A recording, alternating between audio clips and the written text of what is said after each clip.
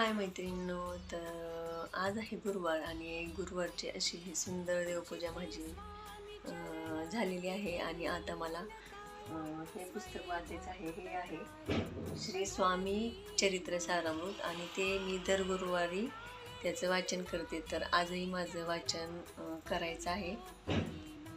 तर तुम्ही पाहू शकता.